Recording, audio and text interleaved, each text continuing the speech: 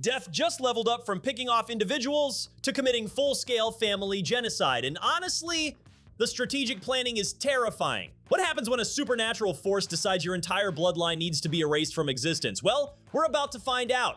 In Final Destination Bloodlines, college student Stephanie discovers that her family's 50-year-old secret has put every living relative on death's hit list. This isn't your typical avoid the plane crash scenario. This is generational warfare, and Death has been planning this revenge plot since before your parents were born. Today, I'm gonna break down every single mistake this family made, analyze Death's most elaborate killing spree yet, and figure out if there's any possible way to survive when you're not just fighting for your life, you're fighting for your entire genetic legacy.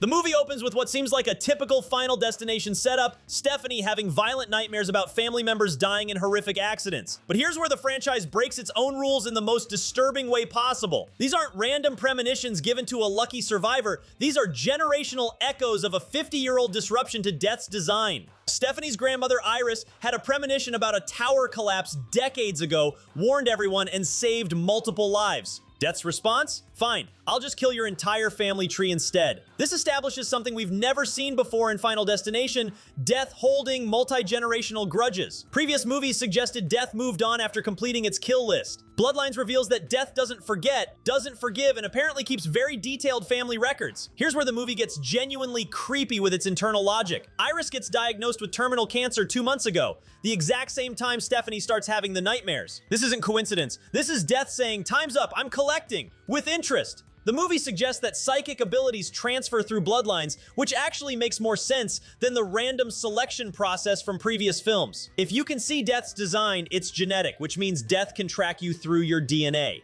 Iris made a critical mistake. She never documented her experience or warned her family about the potential consequences of cheating Death. She saved lives and then just hoped Death would move on. That's like stealing from the mob and assuming they'll forget about it after a few decades. Now let's break down the first major death because it perfectly demonstrates how Death has evolved its killing methods. He makes several fatal mistakes. First, wearing multiple body piercings into an MRI room. Second, not removing all metal objects despite medical warnings. Third, being in a hospital while being hunted by Death. Hospitals are basically murder weapon warehouses. The MRI malfunctions. It yanks Eric in by his piercings with enough force to kill him. Then, just for flair, it crushing Bobby's head. This shows Death's evolution. It's not just causing freak accidents anymore. It's weaponizing physics itself. Here's how to beat this. Remove all metal before entering any medical facility. No jewelry, no coins, no underwire bras, no metal dental work if you can help it. Better strategy, avoid hospitals entirely unless you're literally dying. Get house calls, pay for concierge medicine. In a Death scenario, medical facilities aren't healing centers. They're torture chambers filled with murder weapons. If you must enter a hospital, bring a non-metallic escort whose only job is hazard assessment. Someone to watch for malfunctions, weak structures, and anything that seems slightly off. And if you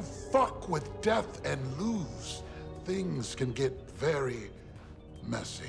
Next up, killed by a self-driving lawnmower, the most absurdly American death imaginable. Mistakes? Existing near lawn equipment, thinking yard work is safe, forgetting Death can weaponize the American dream itself. Survival strategy? Zero yard work. Move to an apartment, or relocate to a desert where grass doesn't grow. Then we get Julia's death. She gets hit by a ball, falls into a trash can, gets picked up by a garbage truck, and crushed. It's like Death hired an engineer to over-design a murder. Her mistake? Playing sports and assuming joy itself was harmless. Here's where Bloodlines becomes genuinely terrifying. Death isn't just random anymore. It's working through the family tree methodically, crossing off names like it's holding a genealogy chart. The family's critical error? They treated each death as isolated instead of seeing the systematic elimination pattern. They split up thinking distance would protect them, but Death isn't constrained by geography, it's constrained only by its own design. My theory? Death is tracking them by DNA. The premonition ability is genetic, which means it can follow the bloodline anywhere. So what's the solution? Some suggest altering your genetic signature. Bone marrow transplants, blood transfusions, extreme identity erasure, but the brutal truth is this: these strategies probably won't work. Stefani and Charlie think they've broken the cycle. They celebrate their hopeful, and then the log truck arrives. Giant logs crush them in the exact order they were supposed to die originally, direct homage to Final Destination 2. Their fatal mistake? Assuming Death would abandon a 50-year revenge plot just because they survived a round. Death doesn't get bored, revenge is its hobby.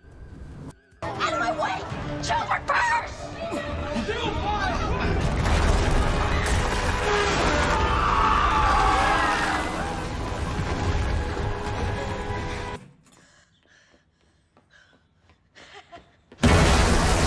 accidents.